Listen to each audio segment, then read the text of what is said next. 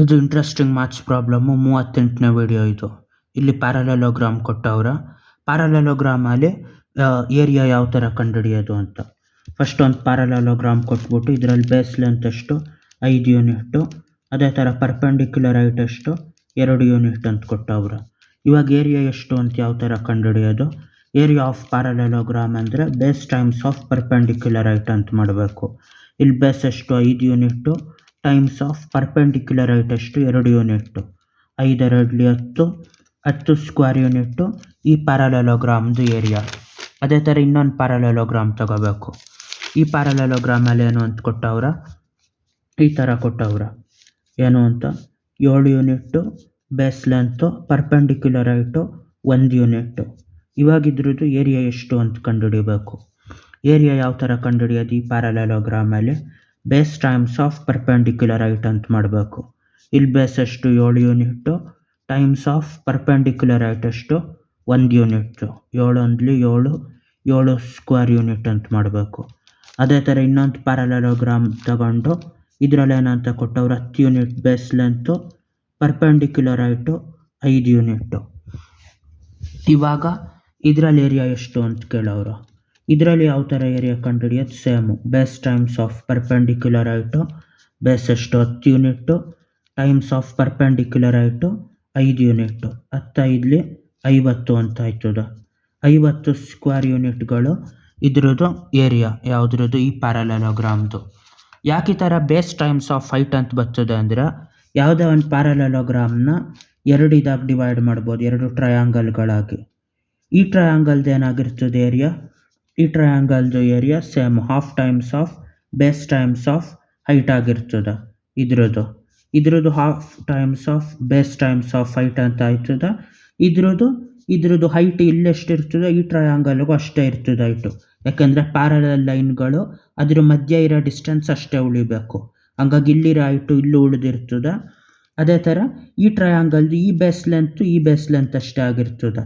ಯಾಕೆಂದರೆ ಪ್ಯಾರಲೆಲೋಗ್ರಾಮಲ್ಲಿ opposite ಸೈಡ್ಗಳು equal ಆಗಿರ್ತದೆ. ಅಲ್ಲಿಗೆ ಅದುವೇ half times of base times of height ಆಗಿರ್ತದೆ. ಈ ಅರ್ಧ ಸೇರಿಬಿಟ್ಟು ಒಂದು full base times of height ಅಂತ ಆಯ್ತದೆ. ಅದೇ ಪ್ಯಾರಲೆಲೋಗ್ರಾಮ್ದು ಏರಿಯಾ. ಇದನ್ನು ಆಪೋಸಿಟ್ ಥರ ಕೇಳ್ಬೋದು. ಏನಂತ ಇದನ್ನು ಕೊಟ್ಟಿರ್ತಾರೆ, ಏರಿಯಾ ಕೊಟ್ಟಿರ್ತಾರೆ. ಫಸ್ಟು ಏರಿಯಾ ಕೊಟ್ಬಿಟ್ಟು ಪ್ಯಾರಲೆಲೋಗ್ರಾಮ್ದು ಬೇಸ್ ಮತ್ತು ಹೈಟ್ ಕಂಡುಹಿಡೀರಿ ಅಂತ ಕೇಳಿರ್ತಾರೆ.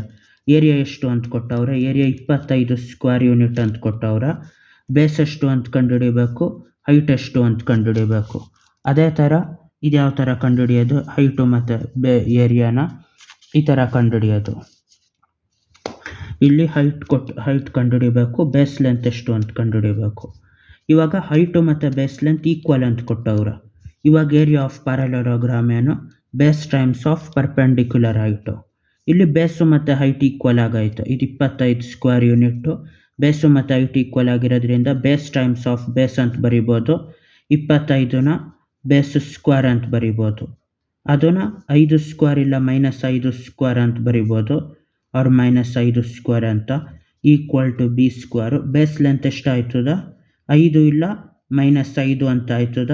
ಸೈಡ್ ಲೆಂತು ಮೈನಸ್ ಆಗಿರಂಗಿಲ್ವಲ್ಲ, ಸೈಡ್ ಲೆಂತ್ ಮೈನಸ್ ಆಗಂಗಿಲ್ಲ. ಅದಕ್ಕೆ 5 ಯೂನಿಟ್ಗಳು ಬೇಸ್ ಲೆಂತು, ಹೈಟು ಅದಕ್ಕೆ ಈಕ್ವಲ್ಲು. ಅಲ್ಲಿಗೆ height 5 unit, height base 2 equal to 5 unit ಅಂತ ಆಗಿರ್ತದೆ. ಅದು ಈ ಪ್ಯಾರಲೆಲೋಗ್ರಾಮ್ದು ಬೇಸು ಮತ್ತು ಹೈಟು. ಅದೇ ಥರ ಇನ್ನೂ ಒಂದು ಲೆಕ್ಕದ ಬೇರೆ ಥರ ಕೇಳ್ಬೋದು.